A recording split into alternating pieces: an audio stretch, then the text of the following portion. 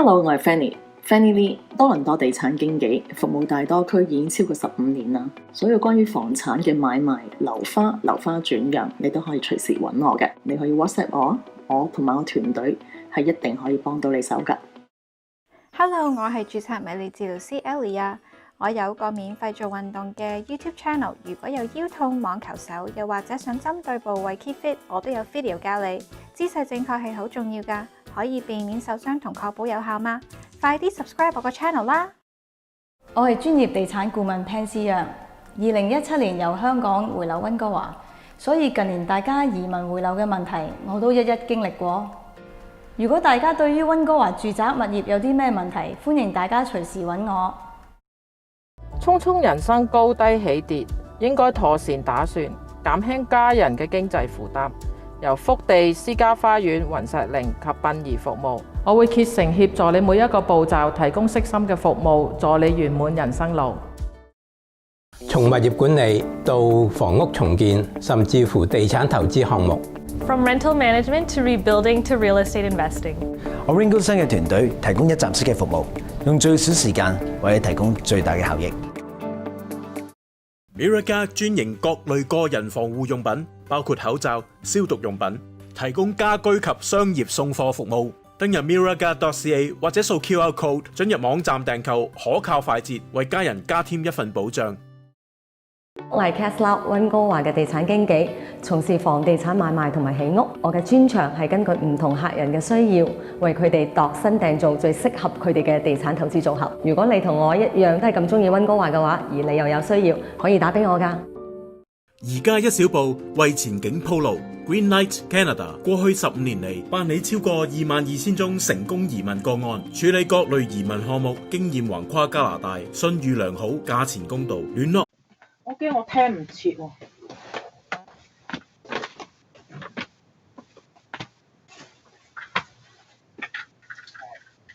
好大個喎呢度。咦，又得返喎？等陣先，我未得啊，戴耳筒啊嘛。等一陣。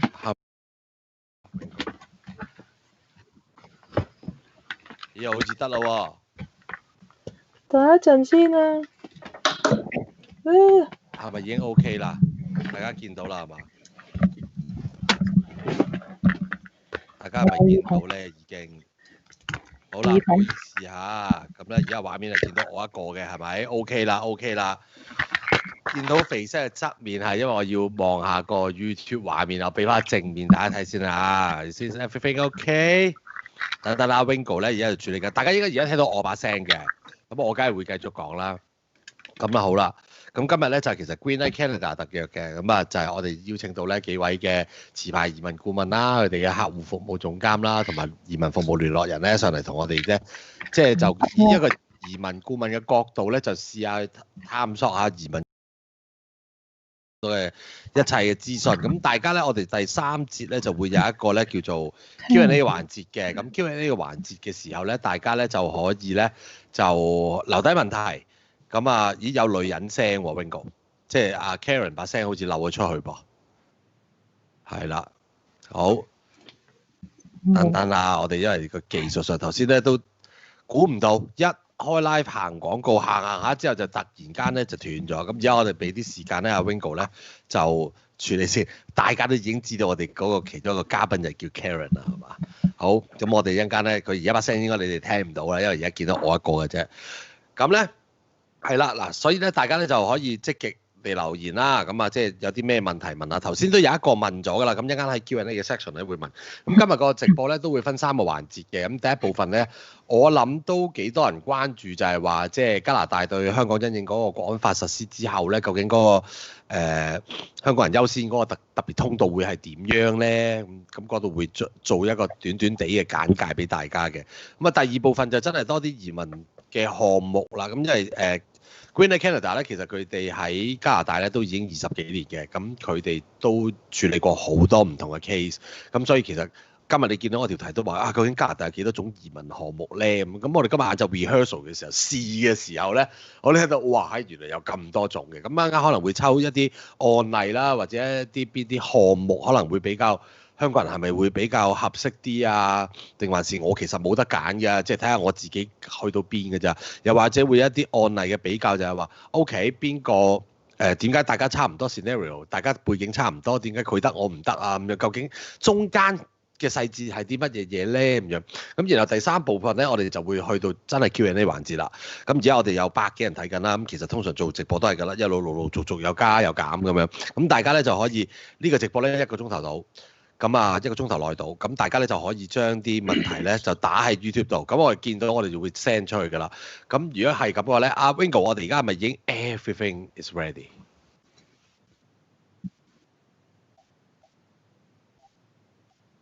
係啦，嗱，如果係咁咧，嗱正式咧，咁啊，今日唔係我一個嘅，我講唔中肯嘅，因為我唔係一個持牌嘅移民顧問，呢啲去到咁關鍵嘅問題咧，就應該要揾翻持牌移民顧問嘅。好啦，咁今日我哋請我哋幾位嘉賓出嚟先。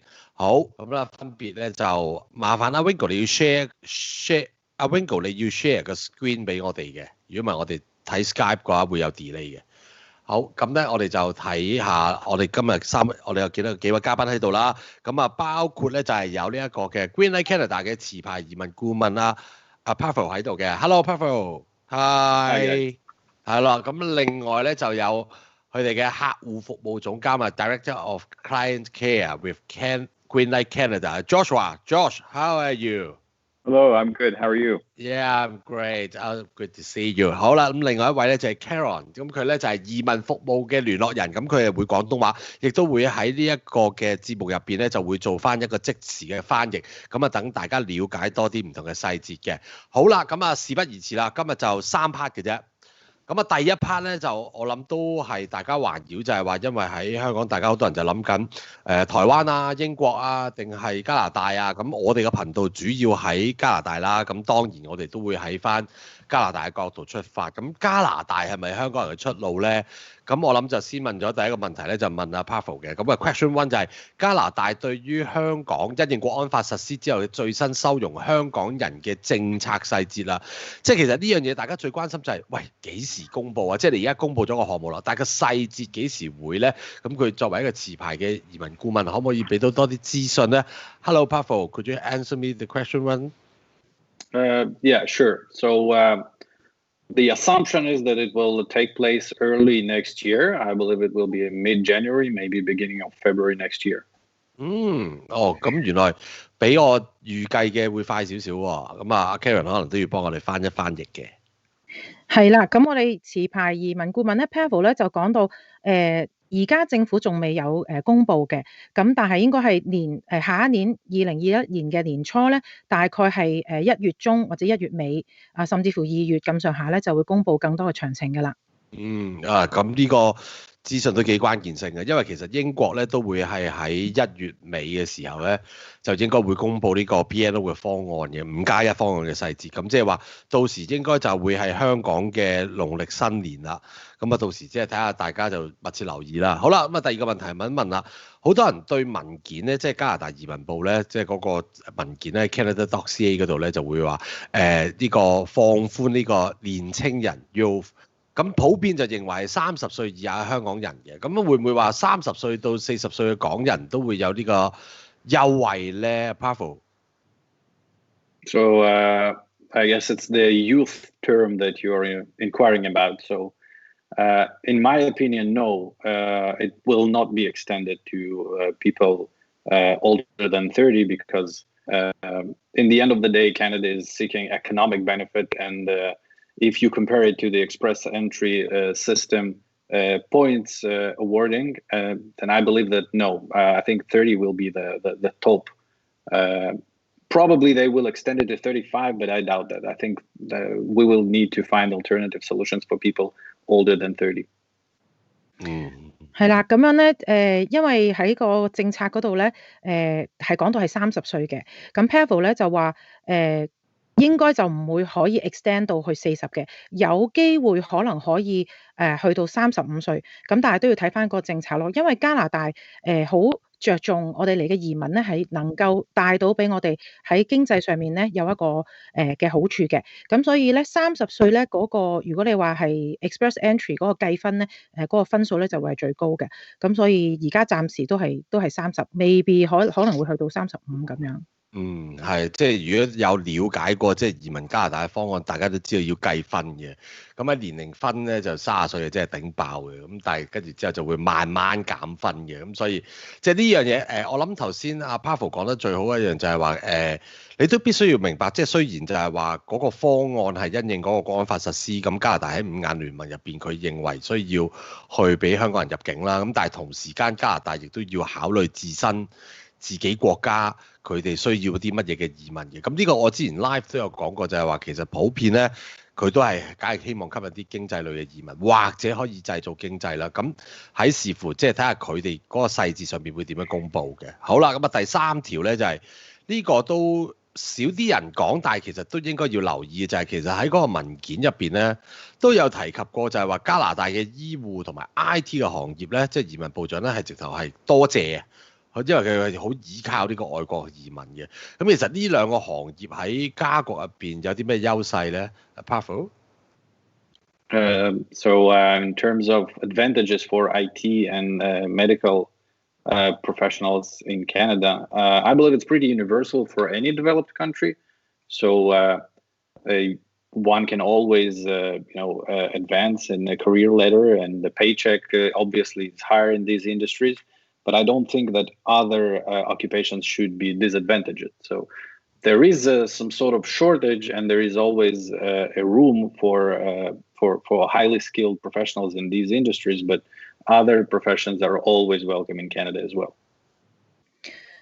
咁樣咧 IT 類同埋即係醫護人員咧，其實對於所有發展即係已經發展嘅國家咧，都係好重要嘅。咁所以加拿大都唔例外啦。咁如果係從事 IT 或者係護理醫護嘅行業嘅人咧，過到嚟加拿大嘅時候，可能你揾工方面啊，都係會容易啲啦。可能個穩定性亦都係會好啲。咁賺錢亦都賺多啲啦 ，paycheck 就會多啲啦。咁但係咧唔係話你唔做 IT 或者唔係醫護人員咧，就唔可以申請咯。因為加拿大都有好多唔同嘅skills 嘅嗰啲人才咧，其實我哋都係好歡迎嘅。因為其實都係嘅。醫護界咧不嬲都係㗎啦，喺 paycheck 嗰一 part 長期都係高佔喺呢個加拿大嘅各種行業咧10大最高人工入邊嘅，而且佢都長期保持喺頭3位嘅。咁而且同埋醫護嗰方面咧，其實都仲有橫向好多新研嘅，譬如好似 senior care 啊、child care 啊等等，或者甚至乎而家都好多special need 嘅 education 嘅呢一類或者呢啲 care 都需要嘅。咁IT 咧，我就直頭我自己個人嘅睇法咧，就係喺加拿大喺 IT 嗰個發展咧係遠不及於可能而家今日比較多都係喺香港嘅觀眾睇緊。咁其實喺呢邊咧都幾多優勢嘅，譬如好似以我西岸呢邊嘅大溫地區蘇黎世咁樣，佢哋都好想發展一個即係叫做 IT hub 咁樣啦。咁多倫多其實都有嘅，即係多倫多曾經有諗過同 Google 去合作發展批28畝地出去俾 Google 入嚟，然後再大肆請人。不過最後 end up 嗰個 project 就傾唔成嘅啫。咁但係未來咧，你都會見到就係加拿大都會好想喺 IT 呢一個行業度發展嘅。至於頭先阿 Pavel 都有講，就係話其實呢兩個雖然佢有喺個聲明入邊重點提及，但係其實其他行業咧都係一樣嘅，都係需要人才，因為本身就係喺加拿大嗰個人口結構入邊咧，3700萬人咧，其實你見到人口老化嘅問題係會嚴重嘅。咁所以佢點解亦都今次針對就話比較希望年青人過到嚟啦？呢個都會係加拿大我諗佢國策上咧，佢自己要諗嘅。好啦，第4個問題就係聯邦政府今次推出嘅政策係咪通行任何省份咧？因為有啲移民項目就話我一定要指定你去嗰度嘅，去嗰度嘅。咁今次呢個係咪咧？Hello, Pavel? Yes. I don't think I understood your question. So. Okay. So the question is. Does the new immigration initiative for Hong Kongers apply to all provinces in Canada? Well, that's a good question, but we don't know yet. I believe it will. because the idea of the new initiative is to allow Hong Kongers to come and work temporarily in Canada. And as I believe almost all of you know that gaining Canadian work experience facilitates the permanent residency process. So I believe it will apply to all provinces, yes. OK， 咁實際上咧，其實我哋仲未係知道嘅，因為政府未公布啲詳細嘅資料啦。但係以阿 Pavel 估計咧，係好可能加拿大好多個唔同嘅省咧，都係會歡迎香港人移民去嘅。咁尤其是係佢將會開放短期嘅。譬如過嚟讀書啊，過嚟做嘢啊等等，咁所以而家我哋都係密切留意緊佢，當佢公布嘅時候咧，其實應該好可能就係好多個省份咧都會接受香港人嚟到去申請短期過嚟讀書做嘢，或者係申請移民咁樣咯。係，因為佢個公佈嘅細節，即係有一隻就係會申請一個叫做 Open Work Permit 啦，即係俾你去過嚟揾工啦。如果你喺加拿大或者香港5年內有大學畢業嘅資格，咁呢個啲細節都要等佢嘅。好啦，嗱第一 part 咧，其實好多內容可能有啲大家都會有聽過。第二 part 咧就比較深入少少啦，真係去到加拿大移民項目，因為咧好老實講，我哋成日都收啲 inbox 就我要移民去加拿大，喂大哥啊！你去邊度先得㗎？即係加拿大好大嘅，同埋加拿大有好多唔同項目。咁啊，究竟有幾多咧？咁啊，今日 rehearsal 嘅時候都有同佢哋3位一齊傾過，咁啊了解多少少。咁咧，我哋就呢個時候事不宜遲啦，第二 part 啦。Let's move on to part 2。好啦 ，question 1。如果我要移民去加拿大，即係呢個好簡單，第一步係要做啲咩咧？有啲咩要注意咧 ？Josh？Yeah, so there's a few things to consider, Sam, when looking at the first step to immigrating to Canada. Obviously, you want to locate a trusted licensed immigration company like Greenlight. When you do come to Greenlight, we have a meeting called a discovery meeting. That's our opportunity to understand your why, understand why you want to come to Canada, what your priorities are. It's a chance for us to build trust with each other. Okay. We talk about a lot of things at that meeting that revolve around your history and get as much information as we can so we can see if you're eligible to go to the next step, which is a consultation with an immigration consultant. A few things to consider. Also, I mean, immigration, it does cost money to immigrate to Canada, and it does take time. So how much money and how much time is dependent on the specific case. So until you've been evaluated by a licensed immigration consultant, we can't give out that information initially because you weren't evaluated. So our first priority is, yes, to build trust, to move you to the next stage, and that through that we try to slow down the beginning process because it is really the most important. The evaluation piece and building that strategy and really feeling confident, both as from a licensed immigration consulting point of view and a client point of view. We want to be confident together to make sure that you're successful to start. OK， 咁第一步咧，最緊要咧就係你要揾到你信任嘅移民顧問公司啦，嚟到去幫你。因為點解咧？其實就係有好多個方法嘅嚟到去移民。咁所以咧呢個移民顧問公司咧，佢係其實有責任去了解點解你想嚟加拿大啦，同埋你各樣嘅背景啦。咁要知道清楚之後咧，然之後咧就要去做一個嘅評估嘅。咁當然你申請移民嚟加拿大咧，你需要金錢啦，同埋時間啦。咁究竟要花幾多錢？要等幾耐？咁呢啲咧都係因應適合你嘅嗰個嘅移民方案咧嚟到去定嘅。咁所以咧可能之前即係起初嘅時候咧。大家溝通嘅時候係需要一啲時間，即係好似話好似咁慢，其實呢個唔係慢啊，而係想了解清楚，跟住咧就透過呢個評估，咧，跟住話到俾你知最適合你嘅移民方案係點啦，然之後咧成套計劃咧嚟到去為Greenlight 嘅客戶咧嚟到去安排嘅，咁所以最緊要嘅就係你揾到你信任嘅人啦，佢亦都知道清楚你嗰個嘅要求嘅，咁咧同埋咧就係要做呢個評估，都係好重要嘅。如果你唔做呢個評估，根本上係唔可以空口講白話咁樣話你可以去透過邊一個嘅移民方案咧嚟到去移民加拿大嘅。因為加拿大嘅移民方案都非常之多，咁每一個佢需要嘅條件都幾唔同，咁所以即係呢方面就你又唔可以聽到話，喂佢話揾嗰間得啊，又或者我揾呢間得啊，其實個個都有少少唔同嘅，咁我哋係咪即係呢樣嘢大家一定要去注意咯？好， Ringo 係咪叻咗咧 ？OK， 我喺度啦，冇事啦。因為咧，我哋今日咧即係嘉賓眾多啊，即係我哋有3個嘉賓啦，加埋我本人啦，加埋其實幕後仲有 Ringo 喺度咧 operate 成件事嘅，咁所以咧佢個可能有時偶爾喺直播度咧有少少唔穩定，咁但係你等一等啊 OK， 或者你 reload refresh 咁翻嚟咧你就可以繼續睇到。咁而家我哋有成300幾人睇緊嘅，咁所以大家咧一陣間我哋下一 part 咧就會有一個 Q&A 嘅 section 嘅。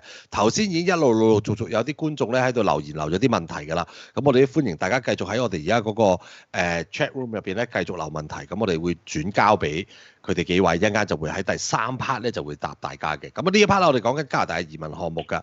第2條咧就要問下啦，即係就係頭先我講啦。喂，點解坊間就成日出現啲 case 咧？就係大家明明都係大學同學啊，大家一齊畢業啊，大家做份工又背景又差唔多啊，點解就最後佢成功我失敗？即係點解咧？係會唔會因為個政策轉變，定還是係點樣咧 ？Josh？Yeah, I think the answer is in the question that you asked, Sam.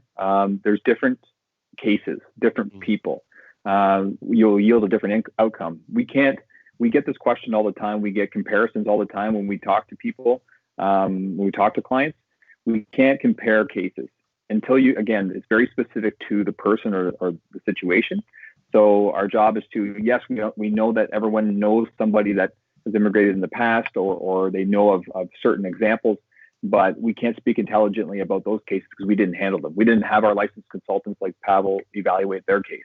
So we can only talk about what's most important, and the most important thing is you in front of us.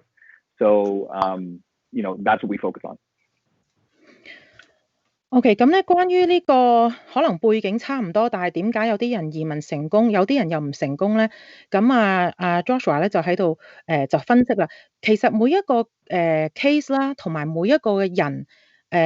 每一個嘅情況都係唔一樣嘅，咁我哋就唔會想要 compare 呢啲 case 嘅，即係唔想去比較，因為我哋即係當你係聽人哋講嘅時候咧，其實你都係唔知道佢啲詳情係點樣嘅，所以我哋唔好去比較人哋嘅 case， 即係最重要係你自己係咪？如果你同埋你嘅屋企人想移民過嚟加拿大嘅時候咧，其實都係頭先所講嘅，要了解你嗰個嘅優勢或者乜嘢係適合你嘅嗰個移民方案，唔好睇見話以前點樣，因為政策亦都好多時會變啦，同埋即係如果你問 Green Light 嘅話，佢哋亦都唔係佢哋去着手去搞呢啲嘅 case 啦，或者幫呢啲嘅人移民過嚟。咁如果一旦被拒嘅時候，個原因喺邊度咧？其實我哋都係唔知嘅，因為冇人知道嗰個情況係點樣。咁所以如果你係想去移民嚟加拿大，最緊要係即係 Green Light 咧，可以按住你嗰個情況咧，去幫你揾到最適合嘅移民方案咯。同埋第一步即係正如頭先第一條嘅答案一樣啦，第一步就係你自己要去揾，即係啱到自己嘅移民顧問啦，去評估啦，去了解啦，即係呢啲就唔係話街市買條魚，喂隔離阿陳師奶買一條15蚊嘅，點解我要買18蚊？即係唔係咁少嘅差別啊？係喺移民路途上，大家家庭背景好多嘢都唔同啊！你要因應到自己嗰個同人哋嗰個有咩？你與其去花時間去諗下人哋點解得同唔得，不如直接自己揾啦，或者自己做功課啦。呢啲係要自己了解嘅。好啦，咁第3條咧就係想問咧大家咧，加拿大即係都幾多移民項目㗎嘛？即係有冇話邊啲係即係香港人係特別鍾情嘅項目啊，又或者易接受啊，甚至即係你哋咁多年啦處理香港人嘅 case 有冇啲實例咧 ？Josh？When you look at the immigration programs that are offered in Canada, like overall, there are up to 82 immigration programs offered at any given time in Canada. So again, we go back to the evaluation piece, properly evaluating that person's case to determine which ones we feel as a company, as a professional company, that they will be successful in. So again, the higher chances is largely dependent on the person and what we deem is they'll be eligible for. There's always in this situation, in anything, there's always a good, better, best scenario. Good is someone wants to immigrate to Canada, they're knowledgeable, they've done a little bit of research. Better might be they do more research and they have examples and relatives that have gone through the experience. And the best scenario is to have the evaluation and have somebody strategize and give them the information of things that need to enhance their chances, things of that. So that really builds that confidence. So the highest chance of success is to have someone who does it absolutely every day as a profession to help you and manage your case. And as far as real cases, maybe Pavel can share a couple of real cases that we've had recently. Let me translate first. yeah, it's going to be too long. OK， 咁咧 Josh 頭先就分享到咧，其實咧加拿大咧有多達82項嘅唔同嘅移民計劃嘅。咁點解講到話個評估咁重要咧？同埋咧要揾專業人士咧嚟到去評估咧，因為佢哋先會知道究竟每一個人你嘅工作啊或者頭先都有講到同年紀有關，你係符合乜嘢資格？因為每一個有82項咁多，係咪？咁當然佢哋嘅要求係唔一樣嘅，咁所以就每個人你係適合去申請邊一個呢個移民嘅計劃咧，咁就係好需要做呢個評估。咁有啲人話OK， 我自己都會做一啲嘅可能係網上搜集資料啦。咁頭先 Josh 咧就講咗有3種 case 嘅，就係 good, better and best。OK，good 嘅咧即係好嘅咧，就係可能你自己都上網揾一啲資料啊，即係自己都大概知道啦。咁你 better 更好少少嘅點咧，就係你除咗揾資料之外，可能你身邊有啲人係透過呢啲嘅情況係可以成功申請嚟加拿大嘅。咁咧個 best 咧最好係咩咧？因為你都係聽人哋講嘛。咁除咗搜集資料，知道身邊嘅人可能有成功嘅案例，最重要都係你自己去 reach out 啦，即係去揾呢啲嘅專業嘅持牌嘅移民顧問啦，去幫你。然之後咧，我哋定一個嘅策略，係咪 strategy 係一個策略，咁令到咧你又有信心，即係幫你做嘅公司，即係譬如我哋 Green Light 就係有個有信心啦，跟住你自己有信心，一路行落去嘅時候咧，就令到你成功嘅機會率咧係大大提高嘅。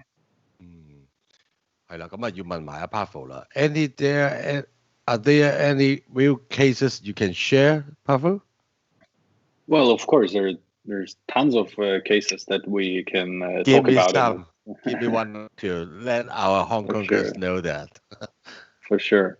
So, well, basically, I agree with Josh, of course, but it all comes down to ties to Canada.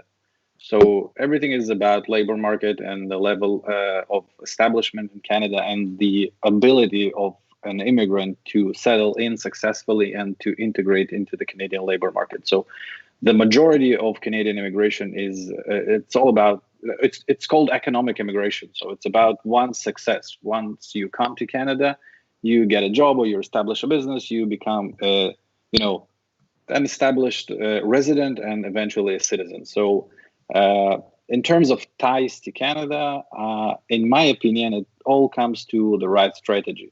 So, the most precious thing nowadays, I would say there are two. So one is time and number two is information. So if you are a well-informed individual, you know how to build your case. And in terms of real cases, I think we can talk about a couple. So let's say there was a guy, he's 35 years old, motor vehicle mechanic, car mechanic, a skilled one. His English was okay, was pretty functional, but he just couldn't score CLB 7. He couldn't score 6 on IELTS, and as probably most of you do know that 6 on IELTS is like the minimum threshold that you need to score to get into the express entry system. So what we advise this individual to do is to apply for an assessment of credentials evaluation of his occupation with the Ontario College of Trades. I don't know if you've heard of such institution, but almost every province in Canada has something similar, somebody that regulates professionals in these technical related, I guess, occupations, trade occupations mostly. So this person was allowed to come and take a professional exam. So he flew to Canada. He passed this professional exam. It took him like a couple of weeks to prepare, and then the exam took 1 day. And this guy received his Ontario car mechanic license, which actually made him eligible to apply under one of the programs that are part of the express entry system. A program that I don't know if many of you heard of it. It's called Federal Skilled Trades Program, a program that is designed for people who are professionals in trades, right? And the minimum English level requirement there is low. So you can even score 3.5 on reading on IELTS. You can score 4 on writing and 5 on listening and speaking, and you will still be eligible. So basically, he became eligible to apply under this program, and within less than 8 months, I believe, he became a permanent resident of Canada. That's the best Okay. I talked a lot, so you should yeah, I need to let our audience know. OK， 咁咧嗱 Pavel 咧就係持牌顧問啦，持牌嘅移民顧問啦。咁咧其實咧就點樣去成功移民去加拿大咧？其實都有幾個因素嘅。咁就係睇下你同加拿大有冇一個聯繫啦。聯繫嘅意思就係即係譬如我哋做咩工嘅，咁嚟到呢度，因為加拿大都有我哋自己嘅發展，咁佢嗰個 labour market 即係你喺工作嘅唔同工種嘅環境之下咧，有邊一種係你配合到加拿大係可以用到你嘅 skills 啦。咁跟住咧就係然之後咧，因為你嘅工種咧係配合到我哋呢個嘅發展咧，你嚟到加拿大嘅時候，你落地啦，係咪落地生根？我哋都係想啦。咁除咗呢個經濟方面之外咧，因為你揾到工啊，跟住安定落嚟嘅時候咧，甚至乎你可以自己去做你自己嘅生意，咁一步一步咧就可以幫你去攞到呢個永久居民嘅身份啦。咁所以重要嘅嘢咧就係我哋要知道嗰個時機啦，係咪嗰個時間啦，同埋就係你要有好足夠嘅資訊，咁你先至可以做到一個決定，或者大家移民顧問同你一齊去做呢個決定，而係大家都係有信心係可以幫到你移民加拿大嘅。咁頭先 Pavel 就講到一個例子啦，因為阿 Sam 問佢有冇啲成功例子啊，咁啊有。咁咧呢個咧就係一個修車師傅啦，係咪修車嘅技工啦？咁佢啲英文都 OK 嘅，但係咧就因為要考雅思啦，係咪？我哋知道申請移民要考雅思嘅，咁就佢攞唔到6分嘅。咁咁點算咧？咁佢就即係 Green Light 咧就幫佢，即係建議佢啦，就可以去申請一個叫做評核啦，即係你已經喺你嘅原居地係有牌㗎啦，有經驗㗎啦，咁你可以喺加拿大咧，佢幫你做個評核嘅時候咧，可以批准到你某一啲嘅資格嘅。咁呢一間即係其中一間嘅學院啦，就叫做 Ontario College of Trades， 即係講話好多唔同嘅技工啦。嚟到嘅時候咧，咁呢一個汽車嘅維修汽車嘅技工咧，佢就嚟咗加拿大，然之後咧就讀書，跟住咧就去考嗰啲試，考試考1日嘅啫。咁之後咧佢就批准，即係直情係批准咗。咁然之後佢就可以因為以往佢嘅經驗，加拿大承認啦，咁然之後咧就可以幫到佢咧做呢個 express entry， 攞嗰個分數啊咁等等。因為有一個叫做聯邦技術嘅技術方面嘅一個嘅 program 啦，咁佢就係因為透過呢一個嘅因為佢個英語要求比較低，係啦，咁所以頭先話佢啲英語唔高，但係佢有，因為我哋加拿大咧，如果大家唔知，大家應該都知嘅啦，好地大物博啊嘛，好多人揸車嘅，咁所以我哋係好需要收車嘅技工，基本上好多唔同嘅技工都係需要嘅，房屋啊，即係你知起屋啊，好多嘅。咁呢一個成功案例咧，就係佢喺嚟咗加拿大之後8個月，佢就已經攞到永久居民啦。咁當然呢個係算係快嘅呢個。So 8 months is considered fast, right? Well, yes, it is considered fast. The immigration department declared that their intention was to process complete applications, 80% of complete applications within 6 months. But realistically, in any bureaucracy, things don't really work out that well. But yeah, they're doing their job pretty well. But 8 months is good. Okay, I've had cases. I believe the record that I had, the fastest case was 2 weeks. 2 weeks? 2 weeks. Maybe there were just a couple of those, yeah. Okay. So yeah, I'd say average. 8 months is a good average. Okay. 最快2個星期未聽過，真係好誇張嘅。2個星期真係快嘅，係啦，使唔使翻譯 ，Karen？係啦，咁咧其實加拿大咧話咧，希望咧喺即係半年之內咧處理到80%以上嘅個案啦。咁但係佢講啫，但係大家都知道加拿大都係比較慢嘅做呢啲尤其是移民。咁所以頭先呢個個案呢個修車師傅咧，佢嚟到咧其實8個月咧都係算快啦。但係就大家因應唔同嘅嗰個情況咧，就知道咯。如果你嗰個 case 8個月唔得，咁就要等耐啲啦。因為都係一路係同政府嗰方面溝通，幾時係可以即係真正成為永久居民咯。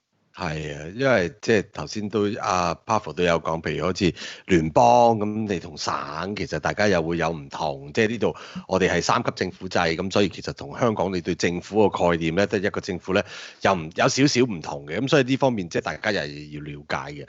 好啦，下一條頭先咧就因為我講 EE 呢個字，即係 Express Entry， 咁啊呢一個字眼咧其實都好多想移民加拿大嘅人都會有聽過，咁但係有啲人就話呢個係咪一個 program 啊，定係佢還是係啲乜嘢嘢嚟嘅咧？即係喺 EE 上邊，大家係咪可以再解釋下？同埋就係話喺呢一種叫做 Express Entry 嚟到呢邊，有冇話邊一類真係特別加拿大渴求嘅咧 ？Pavel? Well, you know, guys, that's funny because next month we'll be celebrating 6 years since the implementation of the Express Entry system. So it was implemented in January 2015. And I still get this question a lot. So people ask me to explain what is Express Entry program. Now, the funniest part is that it's not a program. Okay, Express Entry is a system of points where potential candidates who would like to immigrate to Canada are awarded with points for human capital factors, which are obviously education, age, language abilities, work experience, and ties to Canada, such as Canadian education, Canadian work experience, a job offer from a Canadian employer, siblings, and a combination of all those. Okay, so there are basically three programs that one needs to meet the threshold requirements of which in order to be able to create a profile in the Express Entry system. So basically what you guys need to focus on is not on choosing a program is the right strategy, because sometimes you need to go back and you need to think a few steps ahead, sometimes a few months, sometimes a few years in the future, and realize that you need to take certain actions in order to make yourself more attractive for the Express Entry system in a few years from now. So it might be a strategy of coming here to Canada to, to get Canadian education, to go to school, to get a work permit once you graduate, to gain Canadian work experience, and then you will be able to apply under Canadian Experience Class as one of the programs inside the Express Entry system. Another program was the Federal Skilled Trades program. Sorry about that. The car mechanic that we mentioned. And the most popular one, the third one, is the Federal Skilled Worker program. That's the program that everybody knows, okay? And it's been there since, I believe, 2004. And this is the program where you need to get 67 points in order to meet the threshold. So you get 67 points, you get registered inside the Express Entry system, and then you wait for a draw, which will hit your mark, and then you will be invited to submit a complete and full application package and undergo medical examination and do a lot of other stuff. And then basically you wait for about 6-8 months and you become a permanent resident. But that's one thing. Besides Express Entry, there are other programs. Like we call them paper-based applications because they are outside Express Entry, and it's we could talk about it maybe in the next session or something like that, because it's really, really interesting and it's really a lot of information to share. Yeah, because the point is every time is different. Sometimes the 470, sometimes the 460. They change a lot, so we need to know how to get in the blue. Maybe in our next section we can talk more about that. For sure, for sure. OK， 咁頭先Pavel 都解釋得好清楚啦。咁大家成日聽到嘅 Express Entry 啦，或者 short form 就係 EE 啦，就咁講。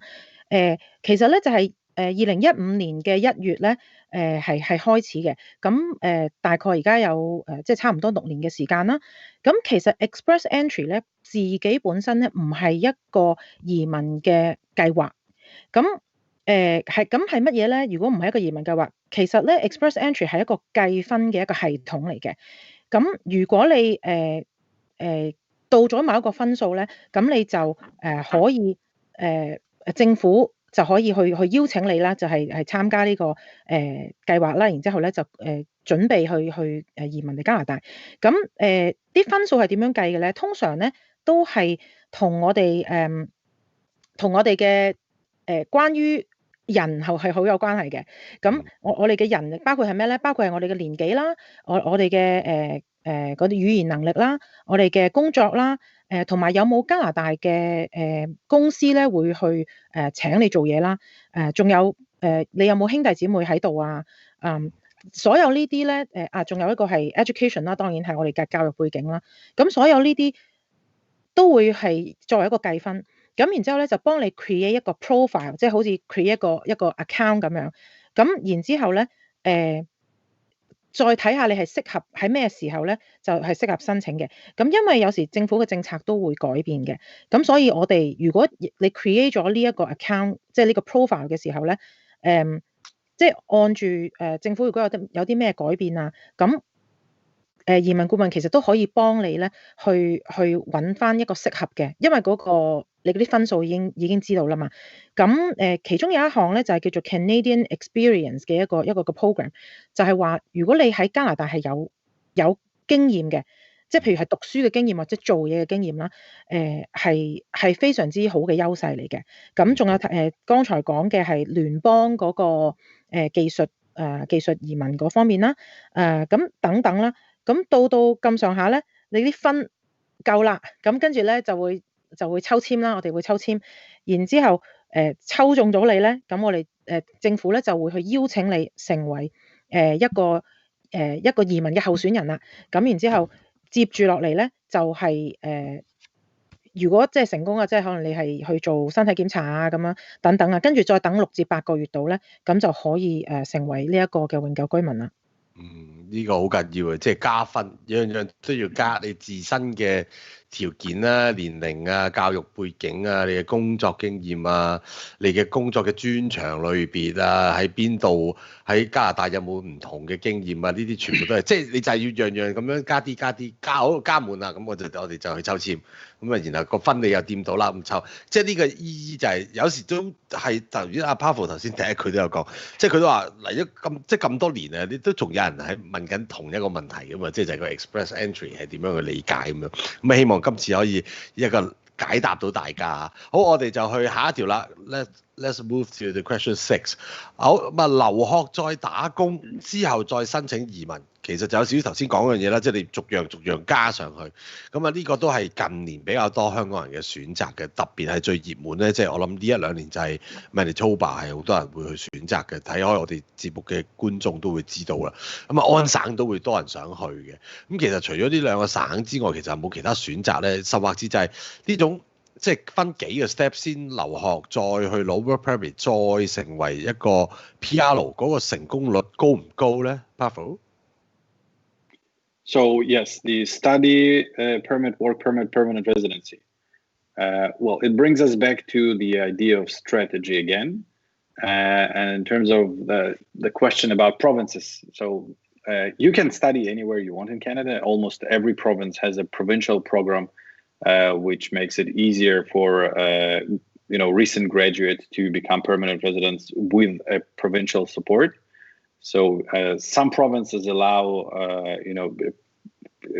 you can move from you can graduate at one province and move to another province and work there. That's fine. Some provinces will give you additional points if you remain in the same province. So, but this is not that important. So, because the main thing here is the intention of an applicant when they apply for a study permit, okay? Because that's step number 1, right? You need to get accepted into a school, and then you file an application to get to Canada to start your studies. And the main goal is to convince the immigration officer that your intentions are purely temporary, right? You want to come temporarily to study, that there are strong ties in your home country that you will go back, okay? And that's an interesting thing. So you need to be honest with yourself, right? So you come here to study, you need to convince the officer that you come here to go to school and then you're going to go back. But in fact, that's some sort of weird conflict that's happening out there. So on one hand, you come, you study, you graduate, and then you get this privilege. You are allowed to apply for an open work permit. You can work and gain Canadian work experience, and then you are a perfect candidate for becoming a permanent resident. So in terms of success rate, if you manage to get a study permit, the success rate is very high. You most likely will become a permanent resident if you get proper guidance, and that's a very important thing. I've consulted a lot of people, and a lot of people, when they graduate, they get an open work permit. It allows them to work anywhere they want, and it allows them to work as self-employed individuals and pay less taxes sometimes. Mm-hmm. But the important thing is that self-employed experience is not counted towards the Canadian work experience. Mm-hmm. So they are not eligible to apply under Canadian experience class, and they cannot get additional points for Canadian experience. So that's one of the important factors that you need to consider when you plan this strategy, this method. OK， 咁咧係啦，我哋即係簡稱啦，學簽轉工簽啦，跟住再轉永久居民啦。咁呢個其實都係講到係嗰個策略嘅問題嘅。咁因為如果你係想嚟讀書嘅話咧，其實你係可以喺任何嘅省份咧讀書嘅。咁讀完書之後咧，你可以去唔同嘅省份咧嗰度工作嘅。咁咧，差唔多所有嘅省份咧，其實都係有呢個嘅 program， 就係你讀完書之後，俾一個工作簽證，咁然之後咧，就即係一路可以俾你有儲呢個加拿大經驗啦。因為頭先我哋都講到加拿大好着重加拿大經驗嘅。咁有啲省份咧就會俾多啲，俾高少少分嚟嘅。如果你留翻喺嗰個省份。咁如果你話我唔中意呢個省份，去第二度讀完書去第二度做嘢，其實都冇限制嘅，你都可以咁樣做。咁因為首先咧，如果你要行呢一條嘅路嘅話咧，首先你都係要俾學校，即係我哋度講嘅係大學啦，或者係嗰啲專上學院啦，有學校嚟到去收你啦。咁跟住你就讀書啦，係咪？讀完書之後咧，你就要就可以申請呢個 work permit。咁頭先 Pavel 嗰度即係講到佢話，其實你係要即係俾呢個移民官啊知道咧，其實你係話要翻，即係讀完書你可以翻去啦。但係其實另一方面，佢又係俾咗你個機會去做嘢嘅喎，喺加拿大爭取加拿大經驗。咁所以如果呢一個其實都好似有少少一條龍咁樣，就係你先嚟讀書，跟住做嘢，跟住再一路因為你一路做嘢一路讀書嘅時候，會加分嘅。咁所以透過呢個方法嚟到移民嘅咧，其實個成功率咧係好高嘅。咁但係大家要知道要有 proper guidance， 佢話係要有一個適當嘅人去引領你去點樣去做。因為以我所知，佢嗰啲時間段啊，都係有限制嘅。同埋你讀咩科啊，點樣去申請啊咁樣。咁所以呢個咧就係好重要咯。甚至乎你可以係做自僱人士都得嘅，即係你讀完書，你出嚟做一個細細嘅自己嘅生意仔咁樣啦嚇。係咯，自僱人士啦。但係咧就冇。如果你咁樣做咧，你就冇個 point， 即係你冇分嘅。如果你想apply through 個 Canadian experience 嗰個 program， 咁但係做其他 program 啊嘛，咁所以點樣嘅方法係適合大家咧？其實就係好需要有牌嘅移民顧問去幫你一步一步嚟到去開展呢條路，同埋同你一齊去行呢條路咯。頭先所以係阿 Pavel 都講得，即係喺佢嗰個持牌移民顧問嘅角度，佢都直係用咗有個 conflict。有個字眼喺度形容，但係佢又用咗 privilege 呢個字眼去形容。點解咧？就係話，即係你喺學簽嗰度咧，就係學簽係第一關。佢第一關佢就會話佢要覺得你係讀完想翻去嘅。OK， 咁佢就會批俾你。但係有趣嘅地方個 conflict 喺邊度咧？就係、是、當你喺呢度大專或以上讀完之後咧，咁你係有一個 privilege， 即係你有一個權利，就係可以喺加拿大度去成功去申請一個叫做 open work permit 去做嘢。咁而你做嘢嘅時候咧，亦都可以賺取你嘅加拿大嘅經驗，咁而家從而就將你移民條路加分嘅。咁即係呢個就係加拿大，你會見到即係好似普遍就係話第一道閘咧，佢落得緊啲嘅。但其實你又真係入到境嘅話咧，其實你又按部就班嘅話咧，其實你移民嗰條路咧又冇想像中話咁刻苦嘅，只不過就係每個步驟你要做啱，因為好似頭先都話，自僱人士你係唔計到 Canadian experience 嗰個分嘅。咁究竟我要唔要做生意咧？或者我做生意咁，甚至就係好多家庭其實有另一半噶嘛。咁當你另一半又有咗個 permit 嘅時候，咁你另一半做嘢又會唔會合乎資格咧？咁呢啲嘢好多細節嘅嘢就大家要去考慮，而喺你考慮嘅過程咧就。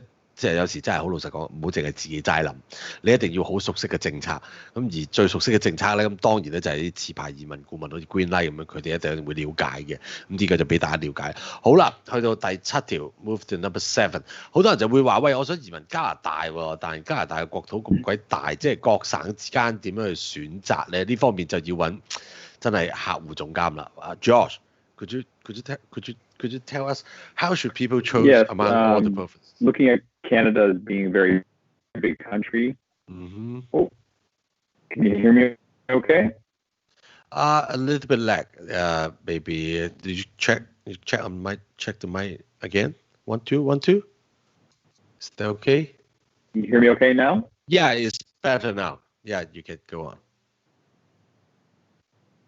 So Canada is a very big country, lots of opportunity. This is the fun part. This is part of someone's why they want to come to Canada. We always encourage people to do their research. Obviously, when you call Greenlight, we have a conversation with you in our discovery meeting. We're Canadian. All of us are from Canada. We live in Canada, so we can talk about different things and different cultures, the diversity between provinces. It's personal preference, so we can have those conversations. We can give you resources and websites to look up certain information. But I do encourage anyone who wants to immigrate to Canada to do that research and really determine what they feel is best for them, based on what they like and dislike. OK， 咁講到究竟邊一個省份係適合自己咧？其實呢個係一個好有趣嘅問題嚟嘅。咁首先或者大家都問下自己，點解你想嚟到加拿大啦？咁可能大家都有唔同嘅原因嘅。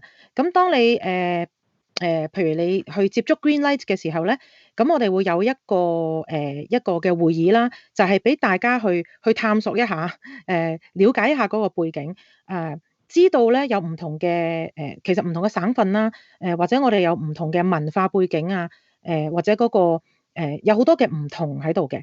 咁頭先 George 都話都鼓勵大家咧去自己做多啲嘅即係網上嘅資料搜集啦，咁你可以了解多一啲嘅。咁然之後，咁當然 Greenlight 都會同你一齊去探索呢樣嘢啦。咁最終咧，你先至可以揾到話邊一樣或者邊一度地方係最適合你咯。咁所以呢一個係一個探索嘅過程嚟嘅。係啊，即係其實好多人以為即係移民咁，我就咁走就算嘅，唔係啊，好多嘢要搞嘅。即係其實同埋我哋唔同省之間唔係深水埗同旺角咁樣唔同區嘅，即係可以係好差天共地嘅。即係譬如我哋Greenlight 喺 Toronto， 我哋喺 Vancouver， 而家我諗淨係天氣都已經好唔同，大家做嘢嘅節奏又好唔同。咁邊樣適合自己咧？咁樣我都好建議係大家先自己做咗一個基本嘅探索先。探索完之後，但係可能你好多係 confuse， 始終個人未嚟過嘅，咁當然啦，你就可以睇我哋嘅頻道啦，或者可能揾 Greenlight 咁有阿 Josh 呢一類，即係客戶嘅服務嘅，咁佢可以幫你去了解多啲，探索多啲。好啦，咁啊第8條啦，安省，因為嗱你貴公司就坐落於安省啦，喺 Ontario 啦，咁都好多年啦，咁啊但係即係好多人咧對於安省咧就淨係識多倫多嘅啫。咁啊，經過我哋嘅節目咧，就識埋 Kevin 咧，就知道原來都有個叫做 London 嘅地方嘅。咁但係其實除咗 London 啦、Toronto 之外啊，咁有冇第二啲地方，即係安省其他地區都需要啲移民或者個條件係啲乜咧 ？Josh？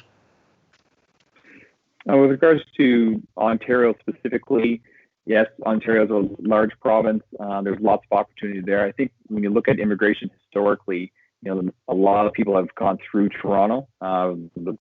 There are programs that have been developed. So, the Canadian government's committed to building more presence in other communities, smaller cities and towns. So they've developed some other programs that they offer. Maybe Pavel can talk about a couple of examples. Yeah, Pavel? Sure. Well, and the question is, I guess, what are the requirements to, and whether immigrants are needed anywhere else outside of the GTA, outside of the Greater Toronto area? So the answer is definitely yes. There are opportunities, there are options, and sometimes there are even easier and more, I would say, facilitated ways to become permanent residents based on a provincial nomination from Ontario under one of the subcategories of the OINP, Ontario Immigrant Nominee Program.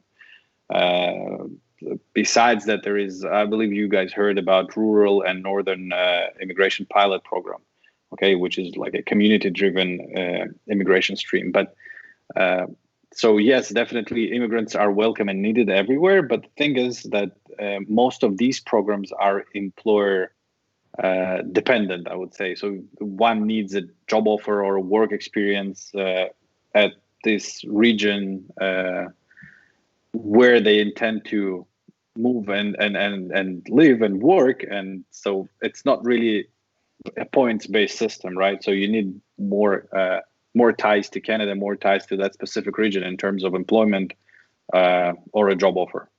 Okay. OK， 咁講到咧，安省咧係一個好大嘅省份啦。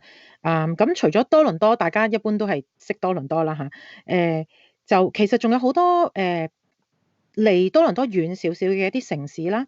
咁因為安省係咁大啦，其實政府一路都想去幫其他嘅細啲嘅嗰啲嘅城鎮啦，或者嗰啲市區咧係發展嘅。咁所以咧可能咧有一啲嘅program 一啲計劃咧係會幫助大家更加容易咧可以移民到嚟加拿大嘅。咁就包括可能大家有聽過呢個係省提名啦，係咪？咁同埋有一個另外嘅有一個係應該係西北區嘅試驗計劃啦。咁呢一啲都係可以即係幫大家去研究下你究竟合唔合資格，係可以透過呢啲計劃咧嚟到申請移民。咁但係頭先講嗰啲省提名啊，或者一啲pilot 嘅試驗計劃咧，就好多時係需要到呢邊嘅僱主嚟到去即係譬如安排一份工作啊俾你啊咁樣嘅。咁以至到咧你可以建立一個加拿大嘅聯繫。就係你過嚟工作等等，咁所以大家記住就係有幾樣嘢，就係你盡量係要同加拿大有聯繫嘅。咁咧加拿大好中意啊，因為加拿大中意人去融入，大家會好和諧啊咁樣相處啊嘛。咁所以點解加拿大睇呢個 Canadian experience 咁重要咧？咁安省咧都有唔同嘅選擇可以幫到大家嘅。係，即係呢個，我記得好似唔知3-4年前啊，加拿大有個農夫啊，就話我塊地咧，即係就冇人打理，我而家咧就想招聘一個人去打理，咁而個條件咧就係塊地會俾嘅你嘅，咁跟住之後咧係網上邊好多人申請，同埋亦都好多人問，咦咁我幫你打理塊地，我諗冇得攞呢個永久居民㗎咁樣，咁最後 end up 係話得㗎，你嚟啦，咁因為農業喺加拿大都係一個幾渴求嘅一個職業之一嚟嘅，咁同埋咧即係如果聽頭先阿 Pavel 同埋阿 Josh 咁講咧，我哋香港人就好着重啲 I-Bank 啊，一啲管理嘅行業啊咁樣，咁但係其實反而喺如果去到頭先講形容啲偏遠地區咧，如果即係講真嘅，你喺香港，喂我做啲嘢勁冷門，你覺得喺香港即係俾人冇人理你嘅職業咧，其實可能反而喺加拿大咧係可以出一片生天嘅，咁所以大家就知嘅，又唔好覺得，我嘅職業好似唔熱門喎，喺香港會唔會咁樣去唔到加拿大？其實唔係嘅，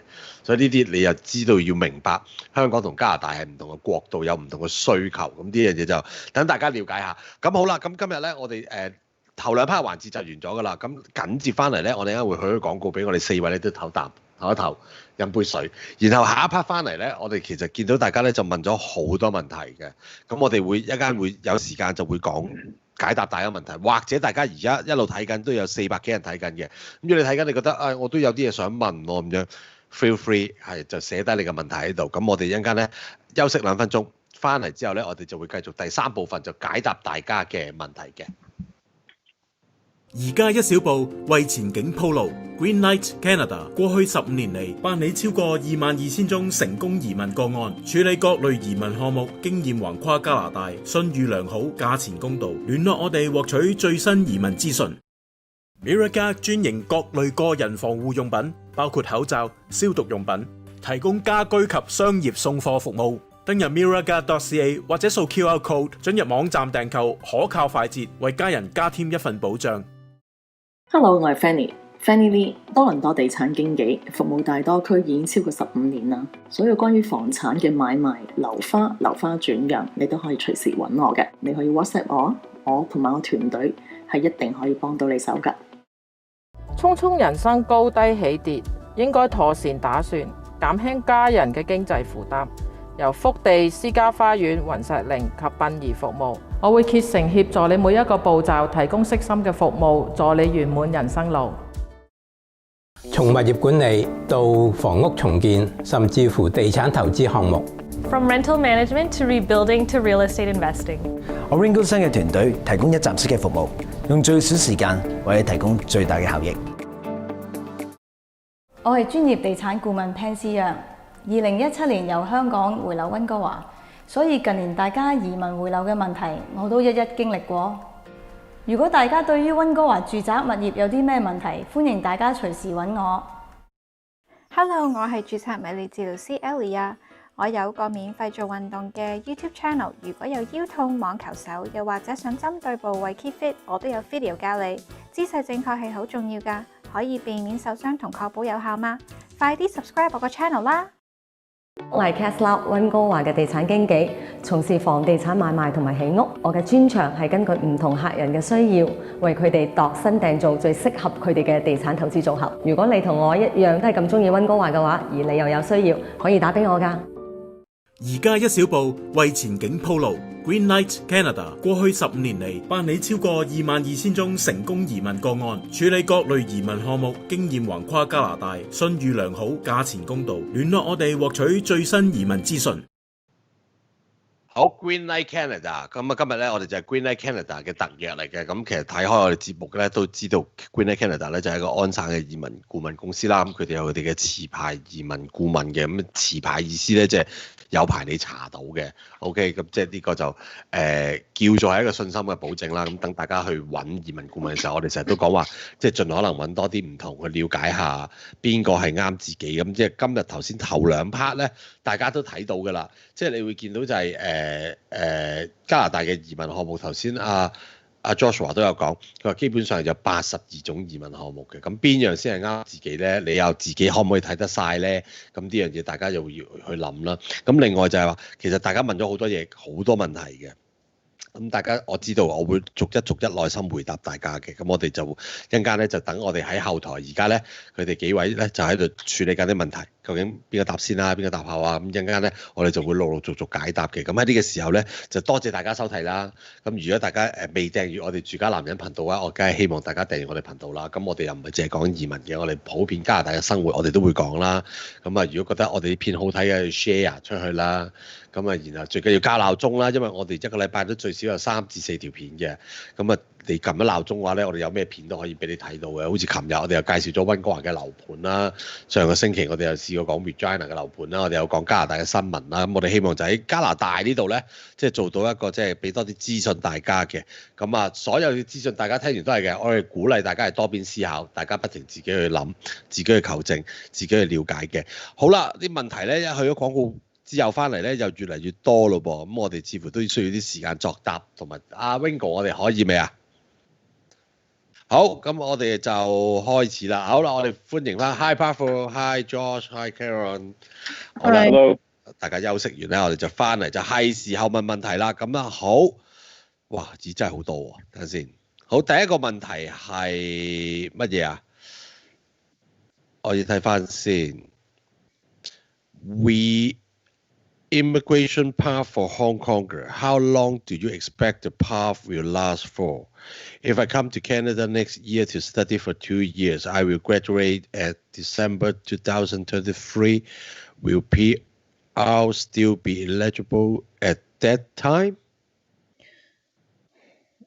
It hasn't really started yet, so I don't know how long it will take. I believe that depends on political situation there. So I wouldn't count on it. I mean, 2 years.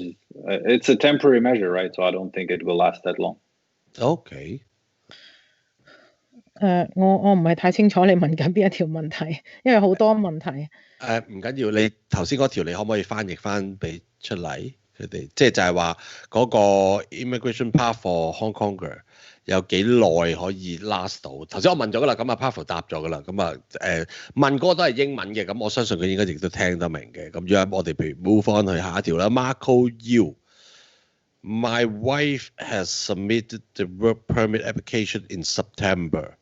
She is a Canadian. May I know when will I have my work permit? Friends. If she's a Canadian, why would she need a work permit? The husband. Probably her husband. Her husband, yeah. Well, in order to be eligible for a work permit under the spousal sponsorship process, the husband needs to be in Canada.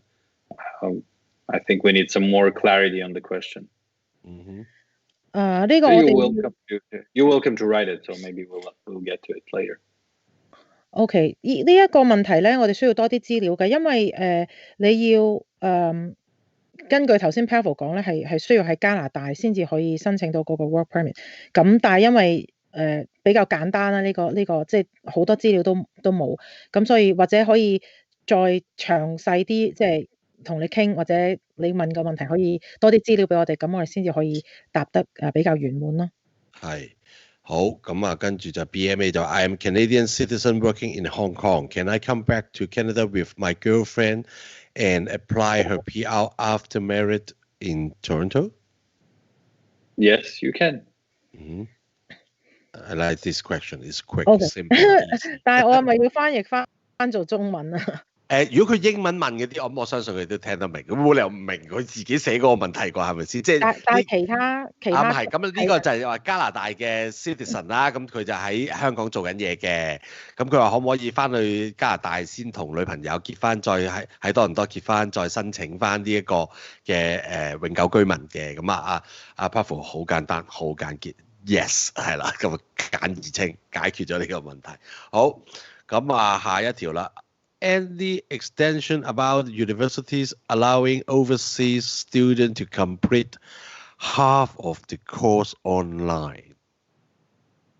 What do you mean by any extensions? I don't get it either. I thought he might ask the extension. Is it so? It probably whether it's a relatively new COVID-19 related policy. So no major changes are expected nowadays, but I believe that new developments and new things will be known early next year because we're talking about vaccine now and things hopefully getting back to normal about January, February, March.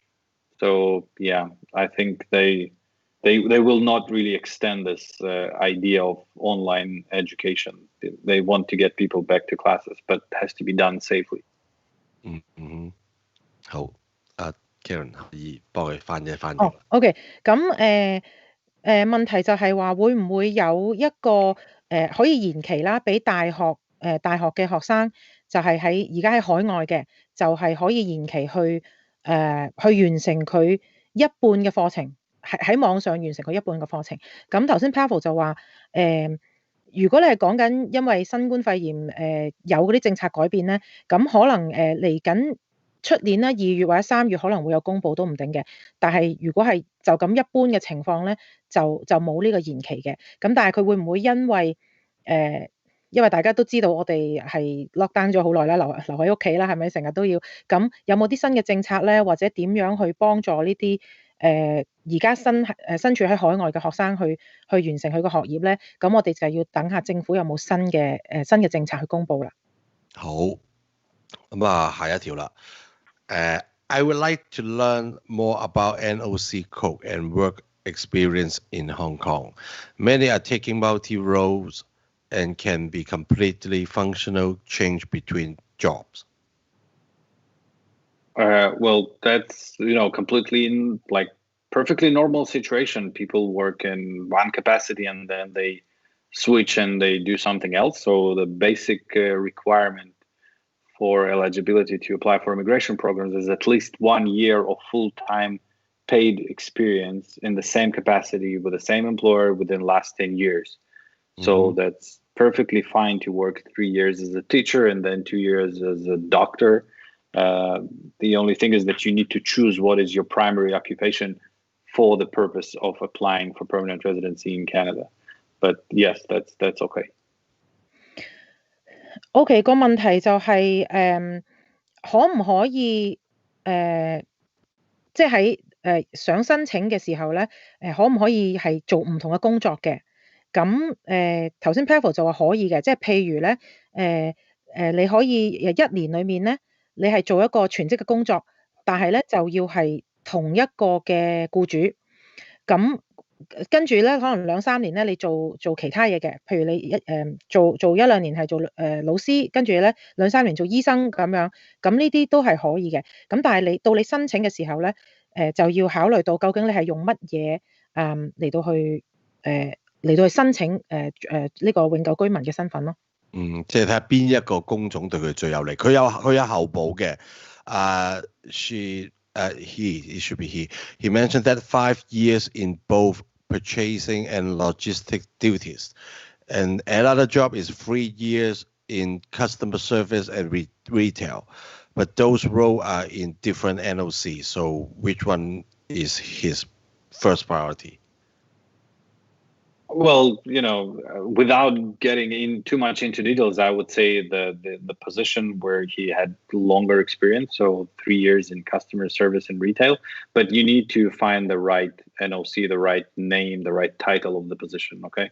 Because sometimes it could be interpreted as a lower category of skills, and it could potentially make a person ineligible to apply. It's very important to pay attention to these, to these details.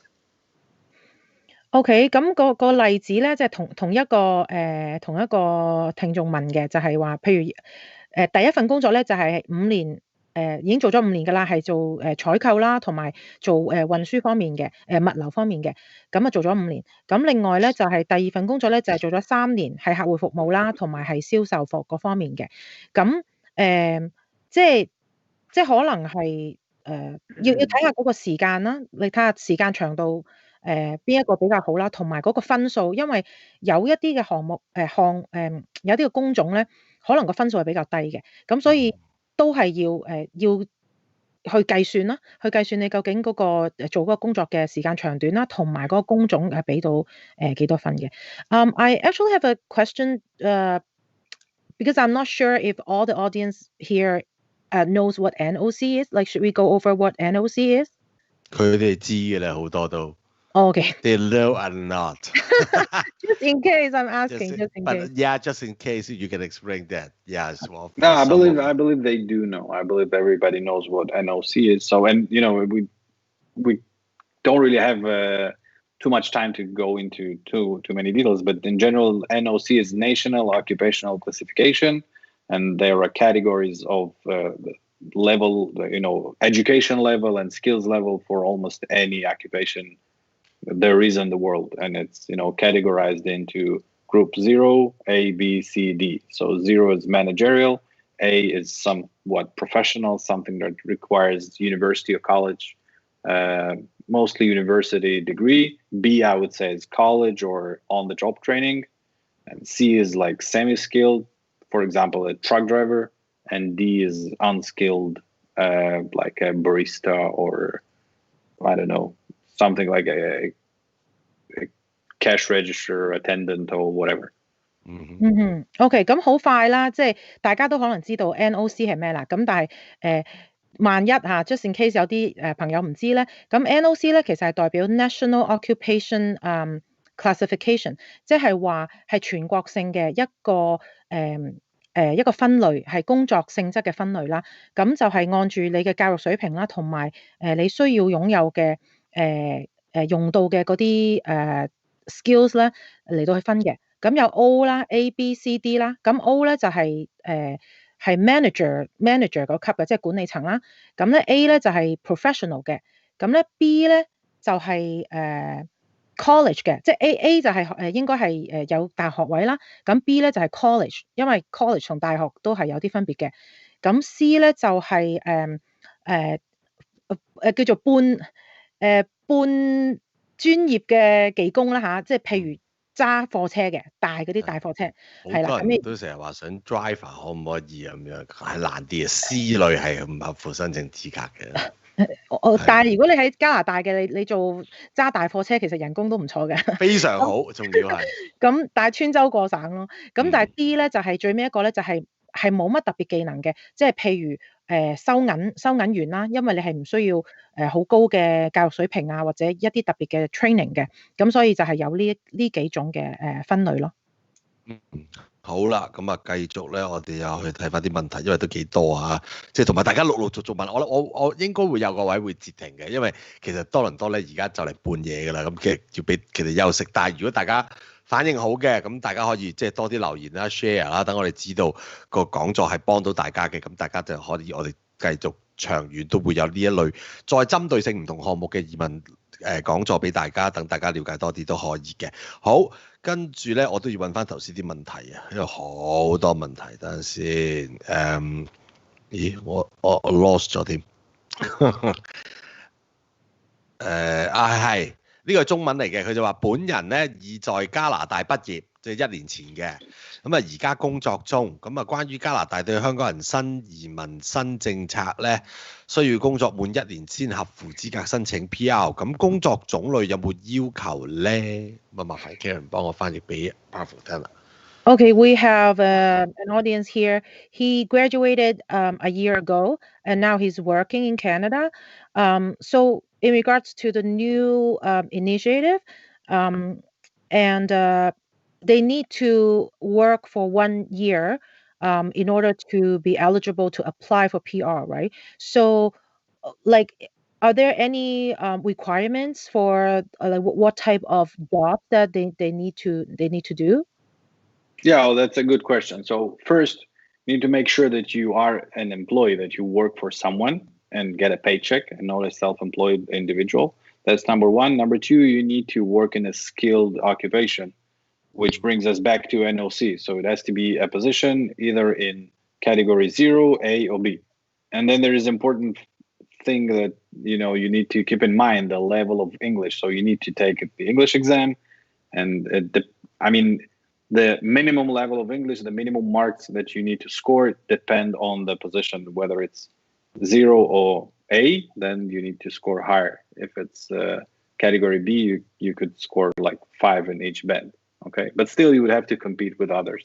So again, that's just general, and there is a lot of small things that you need to consider, and that's why we do this discovery talks and consultations, etc.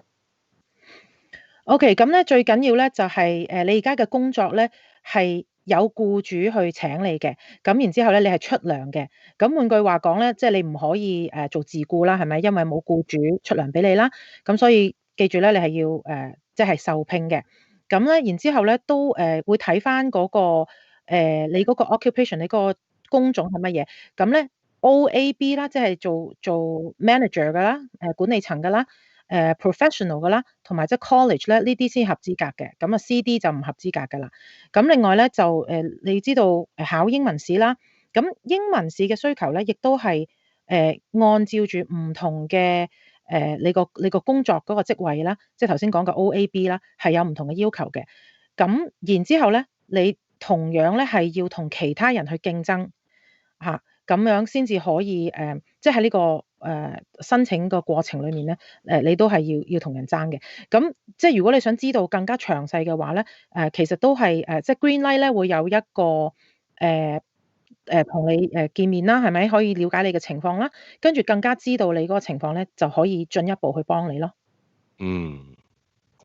好啦，咁咧跟住之後，因為咧嗱真係時間有限啦，因為其實安省嗰邊咧，即係 Ontario 佢哋3位咧就嚟去 midnight 嘅啦，it's close to midnight at Friday night. So I will pick 5 more questions to answer. Okay, let's see.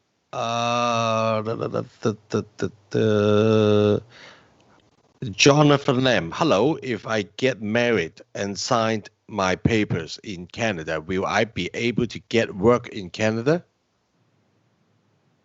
The answer is yes. As part of the spousal sponsorship process, a sponsored person can get a work permit. Yeah. OK， 咁呢個好簡單啊，就係其實同頭先有一個問題差唔多，都係話如果喺加拿大結婚嘅，同埋喺加拿大簽字，即係喺加拿大簽字結婚啦，咁會唔會可以攞到佢嘅意思係會唔會揾到工作，定係會唔會攞到工簽咧？因為 able to get work， 咁我諗應該係工簽嘅，佢 able to get work 嘅應該係。係啦 ，get work permit 啦，係啦，攞到工簽，咁你一攞到工簽，你就可以做嘢咯，係啦，咁呢個係 yes 嘅，係可以嘅。OK， 好啦，呢個咧就有少少阿 Kelvin Leung，Hello， I would like to ask, is there a program which allow to keep or hold my application for the next 5 years with express entry at Toronto in IT professional section? If I got this question right, then the answer is no. There is no option to put things on hold. You know, people usually want things to process faster, and this guy wants to put it on hold. So yeah, no, he can't do it. Sorry, Kelvin. OK， 個問題係如果有可唔可以 hold 住個 application for 將來嘅5年？即係透過呢個 express entry， 咁係唔得嘅，係唔可以 hold 住嘅。係啦，唔可以嘅，因為你諗下英文試都係2年有效嘅啫嘛，即係我哋呢邊考雅思，咪全世界都係㗎啦，即係你點樣考得咧？5年係太長嘅，好老實講。好咁啊，希望解答到阿 Kelvin 啦，我知道可能會令佢有少少失望，唔緊要。好，下一位呢個我覺得幾特別嘅，我可唔可以一邊等夠分被抽中？另一方面揾到合適嘅 program 去申請咧。Okay, the next question is, can I go into the express entry pool, and because they need to wait to be drawn out, like if they are drawn, so at the same time, can they find another suitable program and apply for another program, although they are already in the express entry pool? Yes, that's a very good question. Yes, you can have multiple applications in the same time.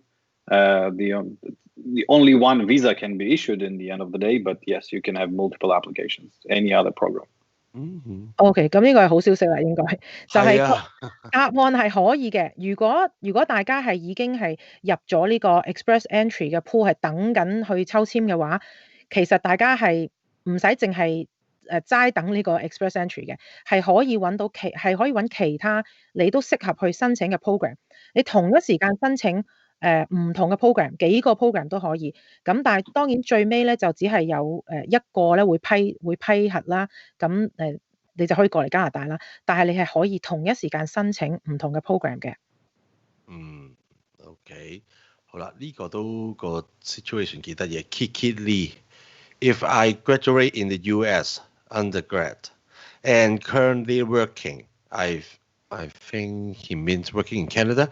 Will it be better for me to do master program in Canada, work permit, or apply for immigration directly? Which one would you prefer?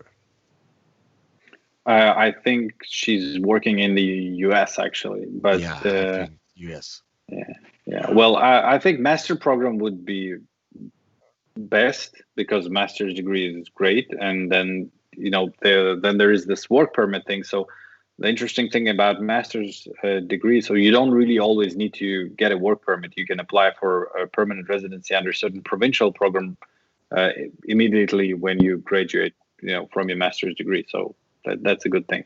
I would recommend master's in Canada. OK， 咁咧呢一個朋友咧就問佢喺美國大學畢業，同埋而家做緊嘢，應該係喺美國嘅嚇。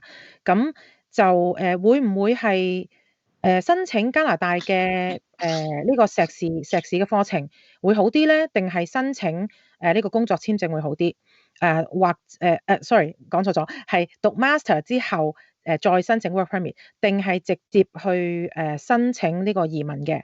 咁頭先 Pavel 咧就話因為有一啲嘅政策咧，唔係叫政策，或者係叫做 program 啦嚇，即係移民嘅方案咧，係你一master 你讀完碩士畢業之後咧，就已經可以申請啦。咁所以就如果係咁樣嘅話，即係話省略咗嗰個 work permit 做嘢嗰個程序啦。咁所以咧，佢就會建議呢個係讀書嚇，讀呢個報一個 master 嘅 program 係比較好嘅。好，咁我哋就下一條啦，最後2條啦。Simon Lau 咁啊member 我哋梗係要優先處理啦。好彩你識話俾我聽你係 member， 因為我而家喺 WhatsApp 睇緊你啲問題嘅，我係睇唔到你係咪 member。My wife has applied for home support worker pilot program in October. How long you expect the IRCC will turn out the result? We all suffer. Yeah. So the I don't know. I believe it will be, well, hopefully the best scenario probably spring, but realistically it could be next summer. OK， 咁呢一個問題咧就係話佢太太就係申請咗嗰個係應該係家居護理嘅呢個試驗計劃啦嚇，叫做 pilot program 啦。咁就係10月嗰時申請嘅。咁大概幾時咧會有個結果出嚟？咁頭先 Pavel 就話如果可以嘅，即係希望就係下年嘅春季啦。但係好有可能咧，其實係要到下年嘅夏天啊，先至會有消息㗎啦。好，咁最後一條啦。Crystal Yun 佢話 Hello， 想問下申請呢一個 self-employed persons program 係咪 self-employment 嗰個咧？我唔知啦。月薪有冇下限 ？Crystal Yun 件事咧下限啊，即係有冇最低要求咯？即係有冇 minimum requirement？Okay. So the question is if they would like to apply through the self-employed program, is there any like a minimum requirement for their monthly income? No, there's no such, there's no minimum requirement for a certain monthly income, but there is a requirement to have a registered business and to be able to show that this was a really operating business. OK， 咁咧就呢個每個月嘅最低嘅月薪嘅要求咧係冇嘅，咁咧但係咧就有要求呢一個公司咧係要註冊啦，同埋咧佢係真係做緊生意嘅。OK， 好啦，咁今日咧啲問題我哋好唔好意思答唔晒，即係可以嘅話我都想答晒大家嘅，咁但係因為即係今日咧時間我哋都做咗差唔多個半鐘啦，咁加上即係。當然都亦都好夜啦，咁即係我知道你哋香港個鬼仔咁精靈嘅，你哋而家星期六嘅中午係咪先？咁但係我哋即係睇下有冇機會可以再同 Green Light Canada 可以再試下做一次咁嘅講座，或者可能主力解答多啲問題。因為其實咧，我喺 Facebook 同 YouTube 已經出咗 post 㗎啦，叫大家留問題啊！大家都係習慣咧睇嗰陣時 live 留問題。咁我如果早啲問問題，如果我哋下次再呢啲講座咧出 post 留問題咧，我建議大家，如果譬如你話我唔想俾人知我係邊個 ，OK， 你 inbox 俾我。即係你喺住家男人 inbox 都 OK 嘅，你俾定啲問題我，咁等我哋可以做啲準備咧，我哋可能就將個 Q&A 嘅 section 做長啲，因為今次咧就係我哋喂大佬出咗鋪成日，你哋都唔鬼問問題嘅，你唔問問題，我心諗我做唔做到咁長啊咁樣，咁當然啦，今日亦都做咗個半鐘啦，問題我哋都答唔晒，但係希望咧，但係就可以遲啲答到俾大家啦。咁或者大家如果想真係問多啲嘅，咁其實可以揾翻我哋而家啱啱喺個文字 board 都有寫嘅 Green Light Canada WhatsApp 同埋佢哋嘅 email， 咁大家可以咧就去電話啦，最好 WhatsApp 啦，因為呢個加拿大電話你冇嚟打長途電話㗎，係咪先？電話查詢啦，或者 email 啦。咁今日亦都再一次咧多謝 I have to thank you Joshua and Pavel and Karen tonight help us to create a lot of immigration problem and question. So once again, thank you for all of you. Have a good night and have a nice weekend. We will see you next time. Thanks so much, Sam. Thank you. Bye. Thank you. Bye. 我係專業地產顧問 Pan 2017年由香港回流溫哥華，所以近年大家移民回流嘅問題，我都一一經歷過。如果大家對於溫哥華住宅物業有啲咩問題，歡迎大家隨時揾我。Mirror 家專營各類個人防護用品，包括口罩、消毒用品，提供家居及商業送貨服務。登入 mirrorga.ca 或者掃 QR code 進入網站訂購，可靠快捷，為家人加添一份保障。從物業管理到房屋重建，甚至乎地產投資項目。From rental management to rebuilding to real estate investing. 我 Green 高薪嘅團隊提供一站式嘅服務，用最少時間為你提供最大嘅效益。Hello， 我係註冊物理治療師 Ellie 啊。我有個免費做運動嘅 YouTube channel， 如果有腰痛、網球手，又或者想針對部位 keep fit， 我都有 video 教你。姿勢正確係好重要㗎，可以避免受傷同確保有效嗎？快啲 subscribe 我個 channel 啦！我係 Casla 溫哥華嘅地產經紀，從事房地產買賣同埋起屋。我嘅專長係根據唔同客人嘅需要，為佢哋度身訂造最適合佢哋嘅地產投資組合。如果你同我一樣都係咁中意溫哥華嘅話，而你又有需要，可以打俾我㗎。匆匆人生高低起跌，應該妥善打算，減輕家人嘅經濟負擔。由福地私家花園、雲石陵及殯儀服務，我會竭誠協助你每一個步驟，提供悉心嘅服務，助你圓滿人生路。Hello， 我係 Fanny Lee， 多倫多地產經紀，服務大多區已經超過15年啦。所有關於房產嘅買賣、樓花轉讓，你都可以隨時揾我嘅。你可以 WhatsApp 我同埋我團隊係一定可以幫到你手㗎。而家一小步為前景鋪路 ，Green Light Canada 過去15年嚟辦理超過22,000宗成功移民個案，處理各類移民項目，經驗橫跨加拿大，信譽良好，價錢公道。聯絡我哋獲取最新移民資訊。